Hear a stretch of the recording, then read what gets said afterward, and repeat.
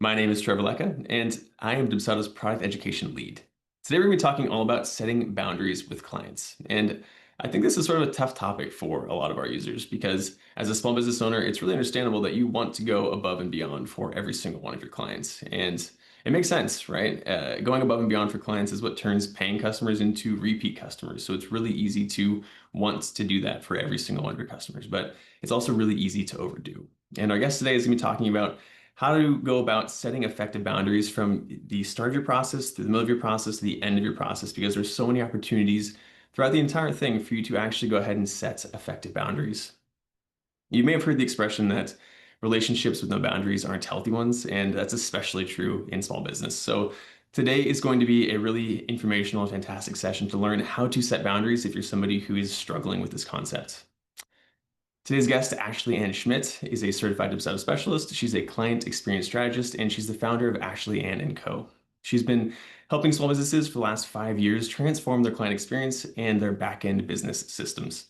She believes that exceptional client experience isn't just about putting the customer first or making things look pretty, but it's about creating intentional strategic touchpoints that build trust, create healthy boundaries, and showcase personality to generate those results. So I cannot wait to have Ashley come on and talk to us today. So without further ado, let's go ahead and bring her on.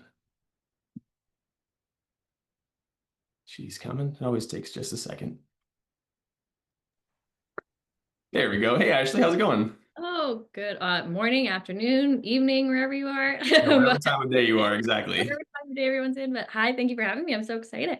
Yeah, thank you so much for being here. I really do appreciate it. So I'll let you get going here in just a second. But if you're here in the, if you're an attendee right now, if you're watching live, go ahead and ask any questions you may have in the chat or the Q&A. Either is totally fine. If it's a simple question, I'll go ahead and respond to it while Ashley is talking. And if not, I'll go ahead and earmark it for the end. We will have time for Q&A at the end. We'll both come back on to answer those questions. Cool. Sounds good.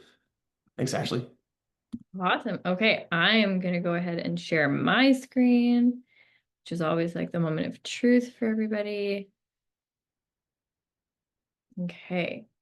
Hopefully everybody can see that. Okay, let me just see here. I'm gonna just also get my thing here. Okay.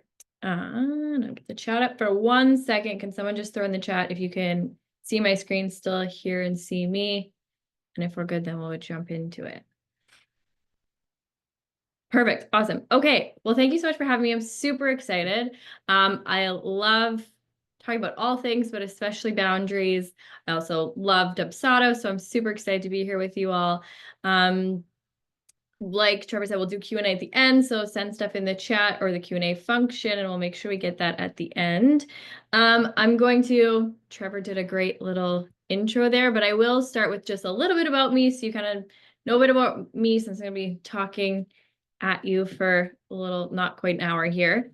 So I am Ashley Ann. Ashley's also fine. I'm actually based in Canada. So I'm up in a province called Manitoba, which I know a lot of the audience here is probably in the States. So I'm kind of just above the Dakotas, North and South Dakota. Yes, it's cold. I grew up in a small beach town. I moved to a bigger city called Winnipeg when I went to university and got my Bachelor of Commerce. And then I spent about 9 years in corporate marketing. So doing all different kinds of marketing strategies, social media management, client experience management, customer service, all that kind of stuff. And so that kind of bottom left picture there is me looking at some grass. The last 4 years of my corporate life, I worked for a company called Brett Young. We supplied seed, fertilizer, chemicals, accessories, all that kind of stuff to golf courses. So I spent a lot of time on golf courses. I'm still a terrible golfer, but I spent a lot of time there looking at grass. And so that's what that picture represents. But all along the way, working in corporate, I was doing a lot of kind of side hustling, which is, I think, a lot of us, that's how a lot of our businesses probably started, doing a lot of like marketing strategy and social media management on the side. And my perfect plan eventually was to one day have a kid, go on mat leave, and never go back to corporate. That was like my dream. But then COVID happened, and my side hustle, very fortunately for me, boomed, as a lot of businesses who, supported other businesses in the online digital marketing space. My business got super busy. And when kind of our office corporately implemented everyone to go back to normal and go back to the office full time. I was like, no, I'm not doing that. I'm loving working for myself. And so in December of 2021, I started Ashley Ann & Co. full time. So about 4 or 5 years here full time, but a little bit longer than that. And so Ashley Ann & Co., kind of like Trevor said, we're a client experience strategy firm. So we're dedicated to helping mostly service-based businesses create exceptional client experiences while building efficient, scalable systems. So we focus equally on the client's point of view and the client journey and experience, but also equally the business operations that support it. And so Dubsado is also a huge focus of ours. We do a lot of Dubsado setups, form designs, all that kind of stuff. And so then kind of backwards to my plan, but in April of 2023, I had my son Theo. That's the little top picture there. So he's 2 now, about a week ago. But I include this point, I mean, just because if anyone else with toddlers, then you'll understand my mindset most of the time. But having my son really made me realize how horrible I was doing at setting boundaries in my business. Here I was, though, helping my clients create their onboarding processes and telling them when and where to set and share boundaries. And I like super wasn't doing it myself. And I think taking calls in my labor and delivery room or working at 3 a.m. like the morning after my son was born made me finally realize like, wow, you're doing a horrible job. So yeah, I've now kind of made it a bit of a side mission of mine to talk about boundaries and setting boundaries and helping my clients set their boundaries whenever I can. And so that's kind of a little bit about me and where I'm coming from and why I'm kind of approaching this webinar in this way. I'll give us a little bit of an overview of what we're going to go through today. So we're going to talk some high level things about boundaries. You know, is it us? Is it the client that's the problem in our boundary setting? Why setting boundaries is hard for us? The real cost of not setting boundaries. And then we're going to kind of dive into actually some specific boundaries, how to set them. So we'll start by talking about when the best time is to introduce boundaries. And then I've got 6 specific boundaries we're going to dive into. And for each of those, we're going to talk about, you know, what's best to include when setting those boundaries, what's the best way to enforce those boundaries. And we'll specifically talk about some Dubsado tools to use to help set some of those boundaries. And then I'll kind of end each boundary with talking about what to do if it gets like awkward and icky and how to avoid those kind of situations we don't love when it comes to setting boundaries and why some of us avoid setting those boundaries in the first place. So, and then like we said, we'll do some top tips and a Q&A at the end. So you can throw your questions in the Q&A and chat. So I'm sure we've all been there where we feel like we just have like the worst client situation happening. They're a little needy. I mean, we love our clients, but sometimes they feel a little needy. Things aren't going well. Expectations aren't being met on both sides. And we just kind of like dread working on the project. I think we've probably all been there. And while the client might be contributing certain things to that, there are situations where like it's just not a fit and our clients aren't a good fit for us. But more often than not, what I've found with, especially when with working with my clients, is we just sometimes need to do a little bit of like introspection and realize that, especially if we're having more bad clients than what we'd like to think good clients, we need to think like, is it really the client or is it us? Because more often than not, it's probably us. We're probably just really bad at setting the boundary in the first place. So that whole like, it's not you, it's me, it really probably is us. That's the problem. And we can't blame our clients. Oops, sorry, hit the slide a little too early there. We can't blame our clients for something that we didn't set and enforce in the first place. So even if we think we have this boundary, if we're not communicating it, we're not setting it, we're not enforcing it, like we can't, that's not our client's fault. That's our fault. And so that's why actually figuring out how to not just theoretically set our boundaries, but like communicate them and enforce them is so important. And typically we don't set and communicate and enforce these boundaries because we're people pleasers.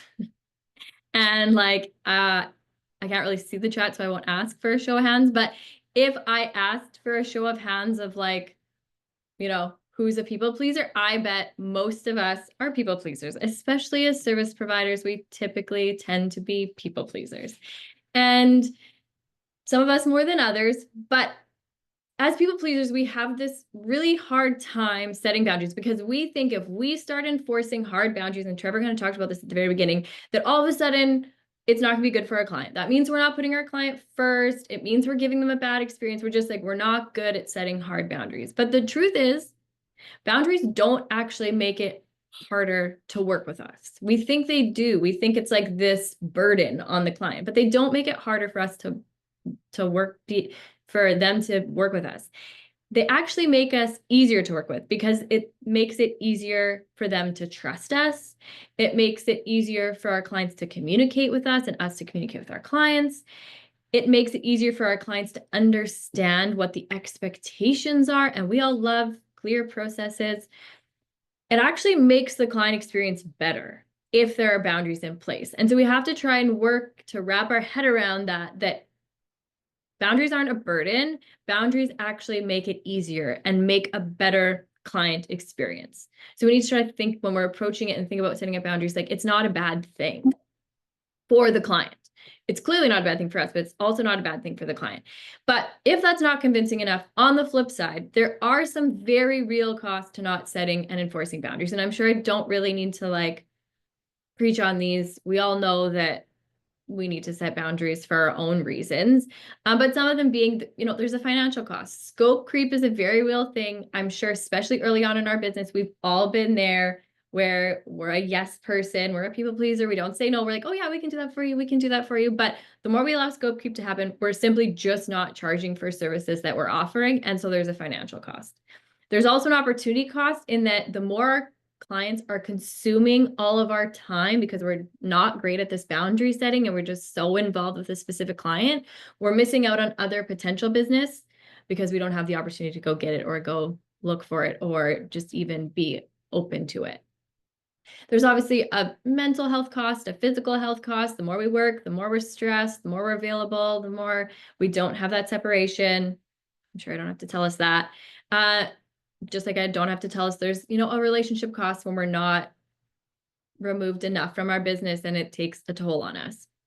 But honestly, one of the most important ones that gets forgotten about is there's also what I call this passion cost. And if you don't have great boundaries and you're not great at kind of removing yourself or setting those boundaries or setting expectations, we start to resent that business we built that we used to love. We used to love doing what we do because that's why we built this business in the first place.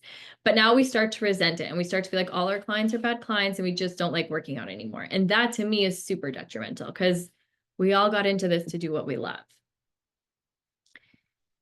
And so, while 2 slides ago, I did talk about how setting boundaries really does make it easier to work with us from a client's point of view. And I think it's important we remember that. It's also equally important to realize this is about putting us first and it's about working on ourselves too.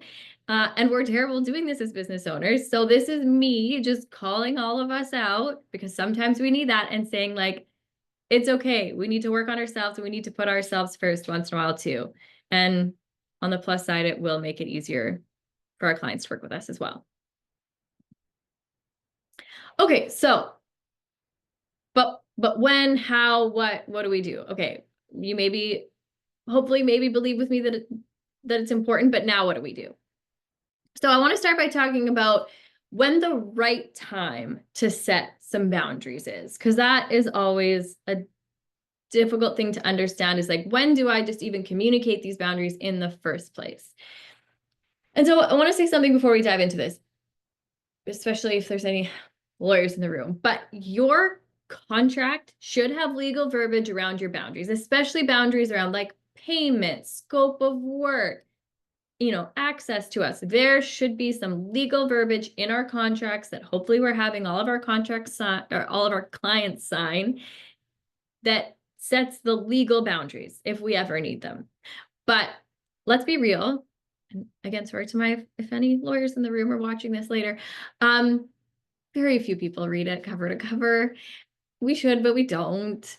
And very few people, even if people do read it, like I am kind of a skimmer reader, we're not retaining it. We're like looking for red flags just to make sure we can sign this thing, but we're not actually retaining what those boundaries are. So while you should absolutely 1000% have a contract with your legal boundaries listed in it, that's not getting through to the client. And so if you really want your client to hear your boundaries, I believe that the onboarding process is the most perfect time for boundary setting.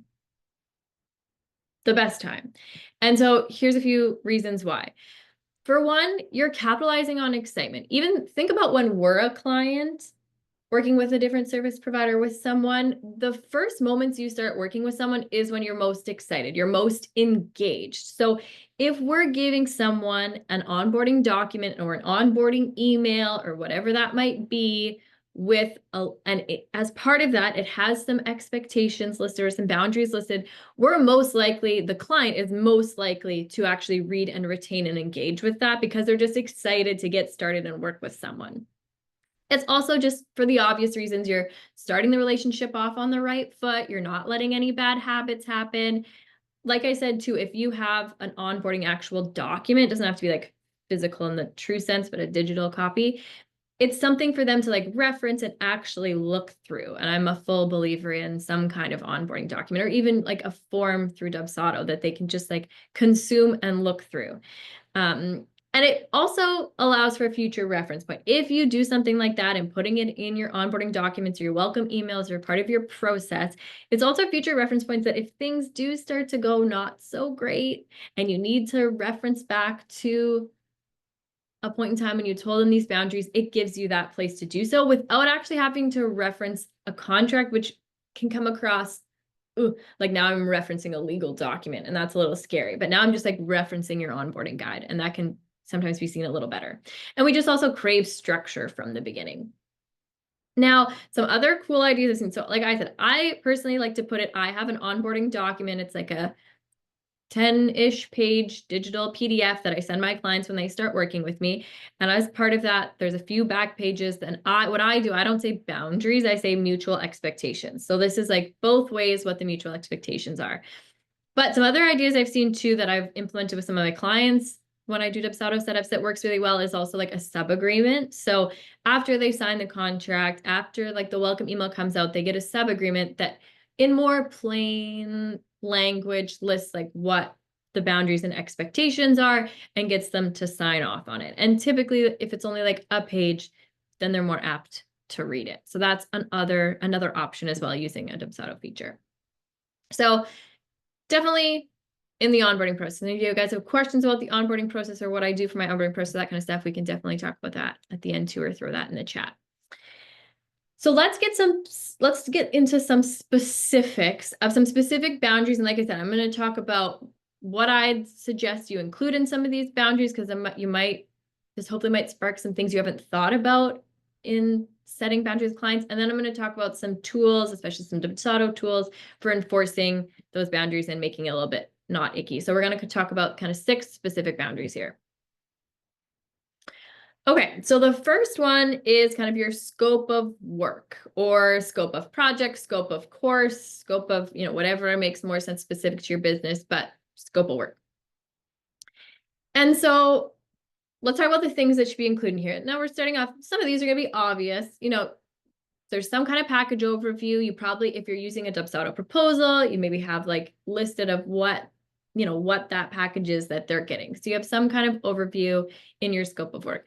I like to include so that might be in kind of that's on your proposal, that's on your contract, and that might be maybe in like the welcome email or one of the first pages of your onboarding guide might be like, here's an overview of what you're getting. But somewhere I also like to list a very clear deliverables list of exactly what they're getting, but also a not included list. And you don't have to title it like not included, but a list somewhere of this is what's not included. And this can especially be important for, if you're a web designer, like is SEO included or not? Is setting up the domain name included or not? Like making sure we're getting really specific on what's not included, because clients will remember that more. And that will be important when we start talking about scope creep. But if we're not super explicit on what's not included, that's where then this gray area starts to happen. And then I like to also make sure when we're sharing scope of work and talking about scope of work with clients, we're also talking about what is the protocol if someone wants something else from us that's not included. So how can they make requests for extra work, or what does that look like? Is there a cost associated with that? So I can add this onto your package, but it's X dollars and you need to request it by X date. That might be important. But for sure, especially from the beginning, if there's things that are typically going to want to be added on, but not included in your package, listing out what the price for adding those on would be. So it's very clear from the beginning. And then we talk about enforcing our scope of work. So this is where we're really talking about like, how do we not let this like scope creep in and start to happen? Honestly, a lot of this is just some willpower, especially as people pleasers and a yes person. A lot of it's willpower, but there are some tools that can help us. Making sure from the get-go that we're using things like, the proposal contract feature in Dubsado with some of those smart fields so that, the exact deliverables from the proposal are copied into the contract and then maybe copied into the welcome email as a reminder of like, here's your deliverables, here's what you got. I use like the package description field, smart field for that, so that it's very clear all the way along and there's no room for error because it's the smart field's pulling the exact same information each time. That can be a really great way to just like make it clear from the beginning what they're getting. Progress reminders are really good too. Whenever you have some client check-ins, I like to kind of end all of my client check-ins with by the way, here's where we're at in your deliverables, or here's where we're at in your project, and here's what's left. And then there's no gray area on like what's coming next and what's included. And it's like all those instances give time where you're making sure they understand, here's what I'm doing for you. And it lets them ask for more if they need more and open up a better conversation about that scope creep.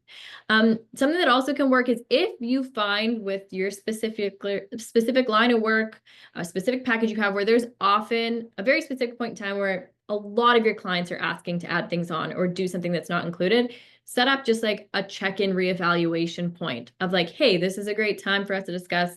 Do you need anything more? Do you want anything more? Is everything working?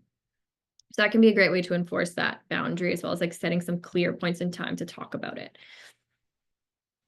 And so what do we do in those situations where people come to us, they want us to do something more for them, they want to expand that scope of work, we have a hard time saying no. So what can we say? I like to, and you'll see this is a kind of a recurring theme for all my deliverables, is lead with a positive. So lead with like, yeah, that's absolutely something we can do, or I'm so glad you're loving our work together. I'm so glad you're finding this process beneficial. We can absolutely keep working together. And then honestly, there's not a lot you can do here, but say to add this in, it's going to be X dollars, or to incorporate this, it doesn't necessarily need to be a price, but to incorporate this, your project's going to take 2 extra weeks, or whatever it might be. But we need to not be afraid to tell them like, yeah, you bet we can do that. That's so exciting. I'd love to do that for you. But here's the reality of what that looks like. And 2, I like to sometimes frame it as though we're worried about what it does to the current project. So if we approach it from like, we're protecting their current project, it's a lot harder for them to take that as a negative. So, to stay within our timeline, we would need to treat this as a separate project, or like we would need to push things out like this, or it would need to cost X dollars if we want to make it happen within your current time frame. So you can talk about how you're like protecting their current project makes them feel like you're also more concerned about them and their work, which can help too. But at the end of the day, the scope of work, scope creep boundary is a lot about us just being willing to set this boundary and say no and not be a yes person, which is really hard. Okay, so our next one is kind of just an expansion of scope of work. But I find this one, especially if you're doing an onboarding guide or a welcome email where you're laying out some expectations, again, things that are probably in your contract, but we actually want our customers or clients to really read and understand, is for certain lines of business, breaking out revisions and approvals is necessary, especially if we're like in the design space, web design, graphic design, copywriting, social media management, honestly, even like wedding planners with like table layout designs or those types of things. I like to split out revisions and approvals because often people don't see those things as like outside of a scope of work, because I'm just asking you to like edit and revise things that are like in my current project. But they're the things that, if you're in that line of work, can get super out of hand really, really quick. So I like to always include, no matter what it is, and think about your line of business and like really think about when you're asking for feedback and points of time for revisions, like how many rounds am I including? That's at least we need to probably include that. But also things I like to include here is like, how do they need to give me those revisions? How am I expecting that to come back to me? What does that format look like? If they need additional iterations, what is the cost for that then? And urgent requests. Not just what does that cost if you need something urgently, but what is the process? And that might, depending on your business, need to be a whole different section on its own, but what really is an urgent request? And what do I expect on both sides? So if you want an urgent request, I can do it, but it's going to be X dollars. But I also need these things from you to hit that urgent request. You need to give me all this information up front to be able to even do that in the first place. So something I think we often forget to sometimes include this until like an emergency or an urgent situation comes up. So it's trying to like get ahead of that from the beginning, because often, honestly, our clients won't be upset with this if we've laid it out at the beginning. They'll understand what it is they're asking for, and they'll know what it's going to cost, whether that's financially or otherwise. And so enforcing these boundaries, a lot of reiteration. So for things that I do, like when I do form design in Dubsado, there's rounds of revisions. I'm very clear every time I send a deliverable over to a client, just a reminder, this is revision. This is your 1 of 3 revisions. This is 2 of 3 revisions. So we're very clear of like what's coming and what's happening next. But there's a lot of fun ways to safeguard this process as well. And especially if you're, which I'm sure a lot of you are, most of you are using Dubsado. Hopefully you are, because that's how you found this. And so a great one is utilizing Dubsado's like questionnaire forms feature. I set this up for a lot of my clients that are in this space of like a copywriter or designer where they're getting constant rounds of feedback, is using those questionnaires to actually like set up a like feedback form. So a good example is like with a web designer I'm doing right now, we have a feedback form set up where when she's going to send over the website for design feedback, we have a box that's like, feedback on the homepage goes here. And then it's even broken down further of like, the menu bar, feedback on this person, feedback on this portion, feedback on your about page. And what that does is 2 things. A, it just helps you get valuable feedback and valuable, revision edits, but it also makes it very clear of like, this is your time to give feedback on this. And this is maybe like 1 of 2. Instead of over email where like then 2 hours later you get another email and 2 hours later you get another email and then it never really ends, because is that a round? Are we still in 1 round? Is every email a round? Because we've just kind of left this open communication, right? And we just keep having edits. So that's a great one, a great kind of tool to use for like feedback. And then also for approval, sending things through as a sub agreement and getting them to actually sign off on it also makes them just take that moment to go like, I'm happy with it. I've signed off on it. And as you as a business owner, allows you to protect that as well, of like, okay, I'm realizing now that, or like I have something to show them that like they did sign off on this. So depending on your type of business, that can work really well. As 2 is getting them to sign sub agreements off of approval of work. And then I've also seen work really well is doing similarly a Dubsado questionnaire for an urgent request submission form. So depending on the type of business, if they have urgent requests they need to make, it's a form with all the things you would need to make that urgent request happen. And then they like submit it and it has details of what that process is going to look like, because it makes them actually realize what they're asking for. And especially if you're going to attach a price to it, makes it seem a little more formal and makes them kind of realize and acknowledge what they're getting into so it doesn't get awkward and icky. And again, so when we talk about removing some of that ick, some of that, positive verbiage, again, it's no different kind of than the scope of work one, but like we want you to love this. So we've included 2 rounds of revisions, but if you need more, it's going to be X dollars. And I've seen it, even just talking about like, why have we set that many revisions, or like, why do we have this specific boundary? So, for copywriters, it might be like, we find the fun gets taken out of your copy if you start editing it more than 2 times. So that's why, as part of our standard process, we stick to 2 rounds of revisions. Something like that. Or why the added cost of like, just so you know, it takes us X hours to do this. So unfortunately, it is going to be this cost. But I think if we kind of explain and lead with some of that like positive information too, that helps avoid any or some of those awkward situations. But again, this is one where I think most of the time when we get into like situations we don't love with our clients, it's because we haven't laid this out clearly from the beginning. My clients who clearly lay out how many rounds and what it would cost if it's another revision or, going back on an approval, really don't have issues because the client sees it from the beginning and they understand.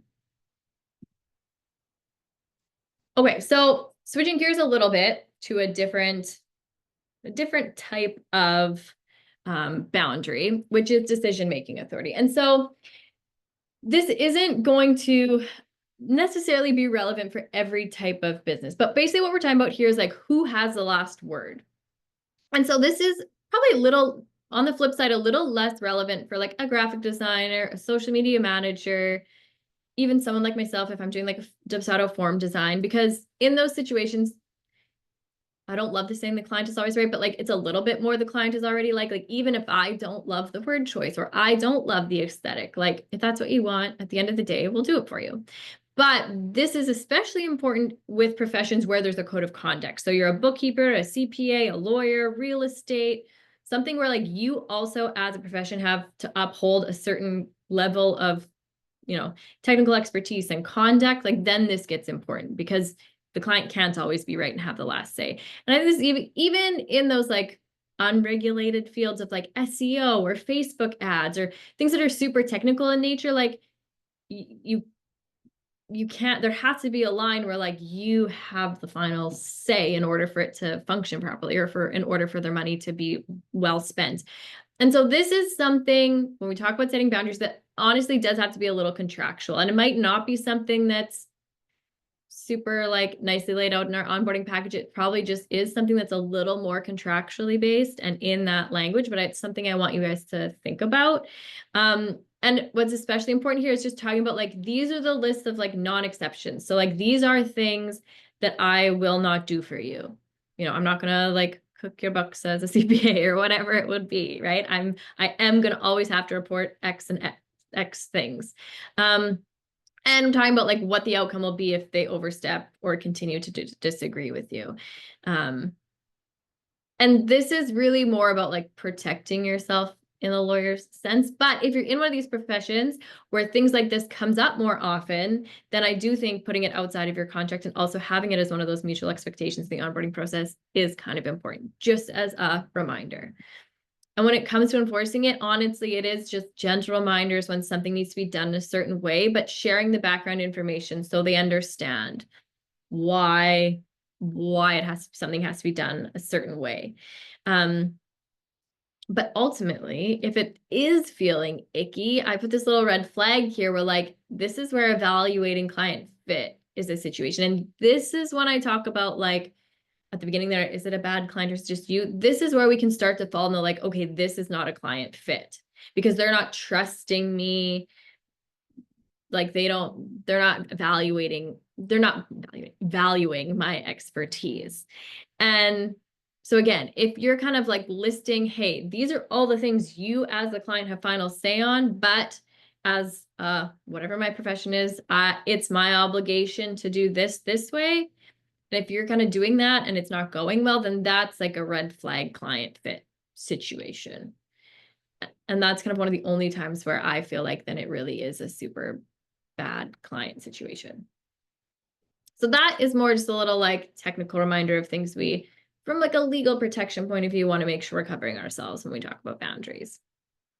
It's kind of why I put it in the middle because it's like a less fun one. Okay, our next one is client deliverables. And so this is really talking about like, you could even call this like client homework. And I'm sure this is something we all struggle with and where we end up chasing our clients the most because we're trying to work on their project, but we're just not getting what we need from them.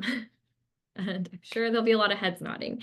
And so again, this is something where in the onboarding package, I think it's very, very clear to list not just like what the deliverables are from you as the business service provider, but what the deliverables are and the homework is from the client's point of view and what those dates and details are. And I think we need to be, as service providers, business owners, really clear on like, what is the format they need to provide these things to me in, what method of communication do they need to provide these things to me in, and what is that date and deadline, and what happens if they don't. And this is like where consequences, or like, you know, listing consequences, kind of putting that consequence out there. It's like I'm talking to my 2-year-old, like, well, if you don't do this, this is what could happen. That's really important in this, with this specific boundary. And because we can't do the work, so the project is going to get pushed back. And so we need to be really clear on what that will look like if they don't get us what we need, because then we can go back to this and say, like, as a reminder, we didn't have this in time if things go so. When it comes to enforcing this, I think a few things. For one, and I'm not sure why it's not my top bullet point here, I must have missed it, but as part of your onboarding process, whatever you need to get to start the project needs to come to you before we're like telling them we're diving in. So for me, I have an onboarding questionnaire that I sent out with my onboarding package that asks them everything I could ever need to know in order to set up their Dubsado. And I'm not kicking off their project. I'm not getting admin access to their account until they submit that for me. We're not having their kickoff call until I have all of that, which is kind of like safeguarding that process, which is then my next bullet point. And then another thing we can do is that's kind of for the information we need to even get started. But then there's points along the way where we need stuff from them. And that's where I find with my client check-ins. So I do Friday client check-ins, not actual like calls or anything like that, but I use Slack for all my clients. And so every Friday I send them a little update. And as part of that, I have what I'm working on and what I need from them. And so it's a constant reminder of like, here's what I'm needing from you, and here's what I need it by. So it's just kind of reminding them as frequently as we can, so that it doesn't just become, we're only reaching out to you when it's late and you're behind, and now I'm like really needing it from you. It's kind of that constant reminder of what we're going to need from them next. And then kind of like I mentioned about how I'm not going to start the project till I have everything. Basically, safeguard your process. Don't allow them to move to the next step until you get X. Don't allow them to get a deliverable until you have what you need. Don't allow them to get on their monthly call, their kickoff call, their whatever it might be, call until you have what you need. And sometimes we're just bad at that. We're like, okay, by the way, I still need this from you, but here's what I could do without it. It's like, no, don't give it to them until you get what you need. That's the consequence. And so a great way to do this is using the Dubsado workflows and the conditional logic. So for example, like, you don't get my scheduler until that questionnaire is submitted. And so we're using some of that conditional logic inside Dubsado of like, send scheduler when such and such form is submitted. So for me, once you submit my my onboarding questionnaire, once you submit that, then you automatically get my scheduler to book your kickoff call. But I've safeguarded my process. You can't get it until you fill that out. And so that conditional logic inside Dubsado helps you actually enforce that boundary, whether that's you're not sending a schedule till something's submitted, sending an email, whatever it might be. And then as far as like, okay, but what if like I just keep chasing them and it gets awkward when I chase them? So again, trying to be proactive on those check-ins helps. Also, this is a situation where some of those like auto reminders helps. You can set up some like auto reminder templated in, whether it's like happening automatically through a workflow or just like templated emails you have inside of Dubsado you can send. And I'm all about making our automated emails and our workflows sound personal, but this is one instance where you could create something obviously templated, like, this is your mid-month reminder to send me X. Because in that situation, then it doesn't feel targeted and personal to the client. It's like it's a reminder for them and you're still accomplishing the end goal, but they're like, oh yeah, that's her auto reminder. I'm not feeling personally attacked, even though I do need to do that, right? So that can help as well. I've also seen work well with some clients who really need certain things on specific certain dates, is actually they send calendar invites to their clients for deadlines. So it'll be like, this is due to me today. They invite, or the client would invite their client, and they actually like set up a calendar invite with those like reminders built in. So that can really work too. And then, like I said, the client check-in formats of like, here's what we're working on, but here's what we need from you coming up. just as that like constant reiteration. But then it's kind of built into our process, and we're not just like finding ourselves going to try to work on a project and like, oh, I got to go remind them I need that thing, because it's like built in now. So that's my kind of recommendations on client deliverables. Okay, last two. This one is after service support and training. So this one is similar to scope of work and revisions, but often something we as business owners don't really think about outlining and including, and often something our clients don't really consider as even part of scope of work. And that's like, what happens after? What's this onboarding or offboarding process look like? And I think often too, someone in like my profession where I'm helping people set up their Dubsado, I have a very clear like after service support and training process. I have a Slack channel for that client dedicated to their after service support, because I offer support forever for them. But I think as sometimes in different industries, we don't think it applies to us. Like I think I've worked with a lot of wedding planners. They're like, well, no, I don't have any after. So like once I deliver photos, it's done. It's like, well, it's not necessarily true, because what if they come back for an edit? What if 2 years later they want help making an album? What if they want prints later on? So it can apply to a lot of us. And we need to think about like what is included afterwards. If it is the actual like support or training, you have like a mastermind where they can stay as part of a community. When does it start? What does it end? What is included? What's not included? What would be an extra cost above and beyond? What do those fees look like? What is the process as far as like, how do they contact you? What will the turnaround time be? How will you respond to them? What do they need to provide to you in that request? It's kind of like thinking back if you worked corporate, like your IT days of like submitting a ticket to IT because your computer needed fixing. It's trying to like create a similar type framework and system for your clients, and thinking about at the beginning of working with someone, how do we share that so they know what's coming and what to expect, not just when they submit their first support request. And so again, having an offboarding package in this instance is really important, and outlining what's included, a training package, if depending on the type of service you provide, that's necessary. But then I think what's really important about enforcing this boundary is figuring out what the communication or like the channel is going to be that you're going to allow them to continue contacting you.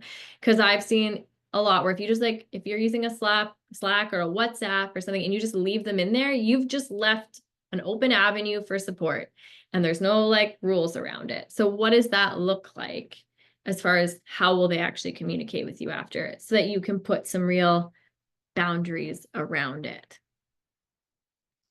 And so often I think the biggest part of this boundary is just that we're not good at setting up what this process should look like or communicating how this communication is going to work.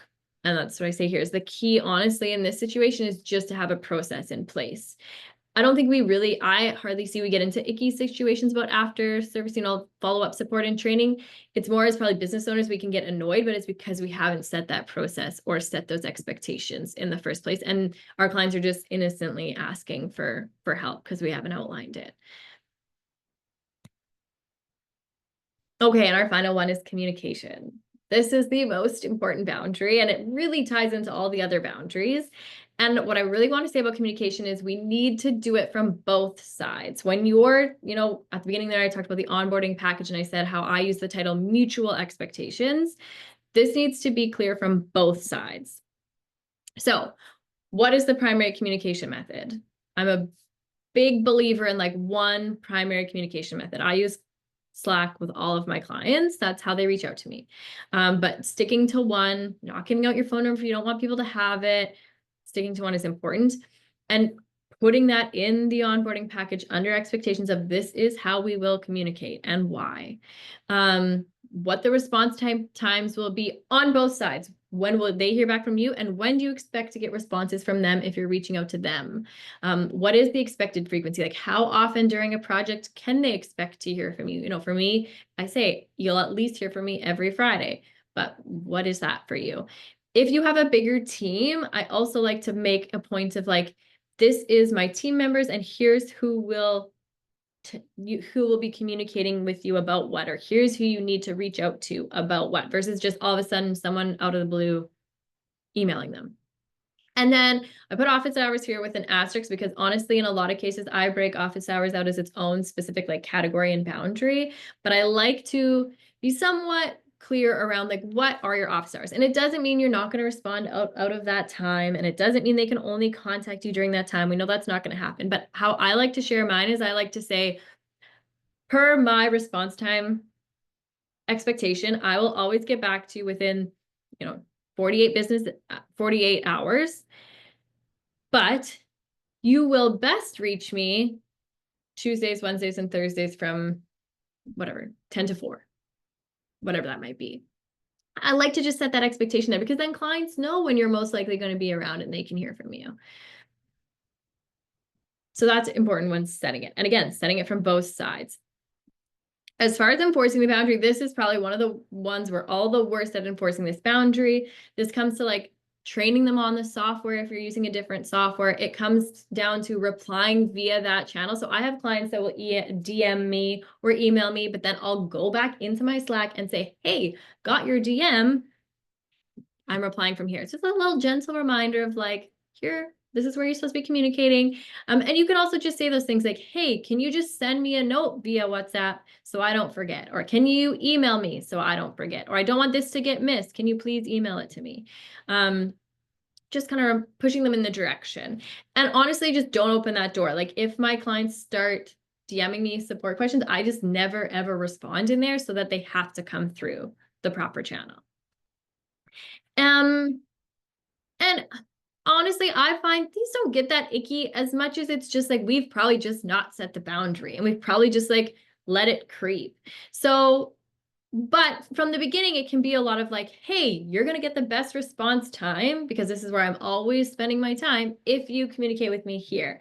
And like, or our whole team has visibility to it, so you'll get an answer right away. Or like nothing's going to get missed, so please do it here. Explain what the benefit is up front, and they'll likely follow along. And sure, might you have a client or two you have to make like a certain specific exception for, maybe, but it's honestly just about like putting our foot down with this one, even just ourselves, and remembering that we're supposed to be setting this boundary. But any clients of mine who've then set it with their clients or my clients for me, if I am clear about it from the beginning and how we communicate, there's no issues. So kind of to wrap up here, I also just want to remind you that while those are kind of like the 6 most common needed boundaries in working with us as service providers, depending on your business, there's lots of other things you might need to consider including. So I'll leave this up here for a second. You can, if you fall into one of these categories, you can look at it. But these are some of the other things that you really need to spend some time thinking about your specific business and the way you run your business. And do I need to break something out? And so a lot of these could fall within some of those categories we talked about, but it might make sense to split it out and have it very, very clear of what someone is and isn't allowed to do. Okay, so hopefully you've taken a look at that if that's your category. So to wrap up and move into Q&A here, kind of my top things I want to leave you with is that when we're setting and enforcing boundaries, make sure we're introducing that boundary in the onboarding process. Set up some processes to actually aid you in enforcing the boundary. So we talked about some conditional workflows, utilizing questionnaires instead of just back and forth emails so they know what they need to fill out, using, payment reminders, other automated emails, using schedulers that are built on that conditional logic so they can't book it until you get something back from you is a great way to help safeguard that process. And regularly remind clients of established boundaries in that like non-confrontational manner. If we get used to talking about our boundaries more and communicating them more, it becomes less icky, less stressful, and it's just part of our like normal communication of like, hey, and don't forget this. And when it comes to if we get in those icky situations, again, leading with a positive statement, being transparent about the reason for the boundary, why it's a benefit, maintaining consistency in enforcing our boundaries will help us not run into these situations because we've been consistent from the get-go with our clients. And then utilizing, again, those workflows and those reminders helps it feel a little less targeted and less personal and just part of the process. So we're going to jump into Q&A, but if you're like, oh my gosh, now what? I don't know what to do. I do have a few resources for you when it comes to implementation. So I do have, and Trevor's going to help me here in a minute. He's going to put links in the chat, but I do have a free download on my website, which is this business boundaries guide. It goes through the boundaries we just discussed, but also a few more. There's 10 in there, kind of the 10 most common. And this includes, I have big lists of like what to include in setting that boundary. I have lots of scripts for some of those icky situations that I like rambled off some of those positive statements and stuff. The scripts are actually in there, and there's ideas on enforcing and safeguarding those boundaries. So you can find that on my website. Trevor will put the link. And then also when it comes to your onboarding process as a whole, if you're like, okay, but I need help with this package you're talking about, and I need somewhere to put these expectations and boundaries, I do have what's called the Client Onboarding Toolkit. So it's a comprehensive toolkit to help business owners, especially mostly service-based business owners, if you're ready to kind of create that elevated onboarding process and have that package, but you don't know where to start, you can get this toolkit.